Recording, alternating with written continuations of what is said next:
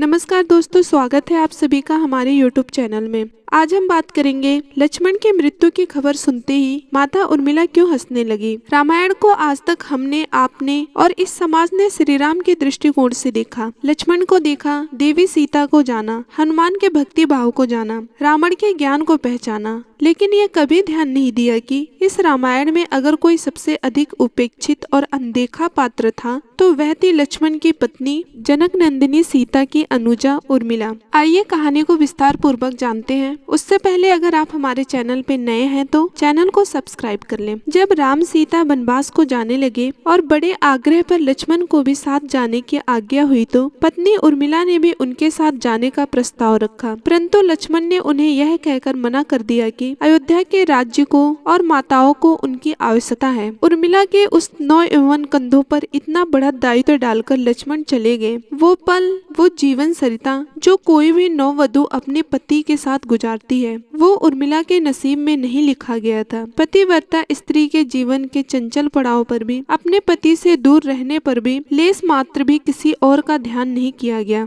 ये उर्मिला का अखंड पतिव्रत धर्म था जो लक्ष्मण के जाने पर उन्होंने अच्छे से निभाया। सबसे विकट क्षणों में भी उर्मिला आंसू ना बहा सकी, क्योंकि उनके पति लक्ष्मण ने उनसे एक और वचन लिया था कि वे उनके जाने के बाद कभी आंसू नहीं बहाएगी, क्योंकि अगर वो अपने दुख में डूबी रहेगी तो परिजनों का ख्याल कौन करेगा। ये कोई कल्पना भी नहीं कर सकता है कि अपने पति को 14 वर्षों के लिए अपने से दूर जाने देना और उसकी विदाई पर आंसू भी न बहाना किसी नव विवाहिता के लिए कितना कष्टकारी हो सकता है। कितना हृदय विदारक पल था वो, जब परम पूजनीय महाराज दशरथ स्वर्ग सिधार गए, पर वचन का सम्मान रखने के लिए उर्मिला तब भी नहीं रोई। महाराज जनक अपनी पुत्री को मायके अर्थात मिथिला ले जाना चाहते थे ताकि माँ और सखियों के साथ रह के उर्मिला का पति वियोग का दुख कुछ कम हो सके, परंतु उर्मिला ने मिथिला जाने से भी इनकार कर दिया, ये कहते हुए कि पति के परिजनों के साथ रहना और दुखों में उनका साथ ना छोड़ना ही अब मेरा परम धर्म है। इधर सब कुछ सामान्य रूप से चलता रहता है, उधर लक्ष्मण जी को शक्ति बाण लग जाती है।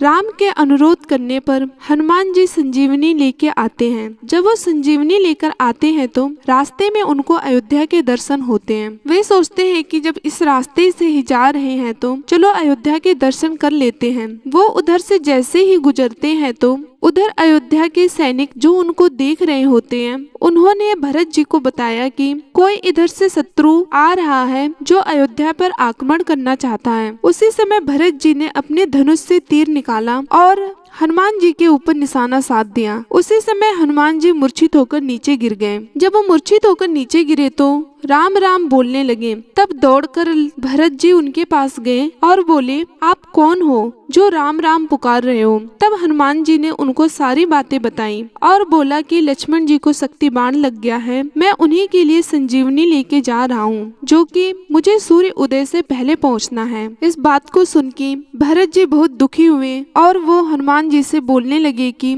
सूर्य उदय तब तक नहीं हो सकता जब तक कि आप संजीवनी लेके वहाँ पे पहुँच नहीं जाओ। हनुमान जी और भरत की बातें सुनकर उनकी माता कौशल्या आ जाती है और वो हनुमान जी से बोलती है कि हे हनुमान जी, आप जाके राम को ये बोलना कि वो बगैर लक्ष्मण के अयोध्या में पैर नहीं रखेंगे। कौशल्या जी की बात को सुन के तभी उसी समय माता सुमित्रा आ जाती हैं और वो बोलती है हनुमान जी से, हनुमान जी आप जाके राम से कहना कि लक्ष्मण को कुछ हो गया तो होने दो, अगर प्रभु की सेवा करने में उनके प्राण भी चले जाते हैं तो कोई दिक्कत वाली बात नहीं है। अभी मेरा दूसरा बेटा भी जीवित है, मैं उसको भी युद्ध में राम जी के साथ भेज दूंगी। माता का वात्सल्य प्रेम देखकर हनुमान जी बहुत भावुक हो गए और उन्होंने देखा कि एक स्त्री और खड़ी है, ना वो हंस रही है ना वो बोल रही है। जब वो उनके पास गए तो उन्होंने लक्ष्मण जी की सारी व्यथा उर्मिला जी को सुनाई। ये सुनते ही उर्मिला जी हंसने लगी। हनुमान जी ये सब देख के बहुत अचंभित हुए और वे बोले, आप कैसी स्त्री हो, आपके पति के प्राण संकट में हैं और आप हंस रही हैं। इस पर उर्मिला जी ने जो जवाब दिया, तीनों लोगों के लोग स्तंभ हो गए। उन्होंने कहा, अभी तो मेरा दीपक जल ही रहा है। तो लक्ष्मण जी को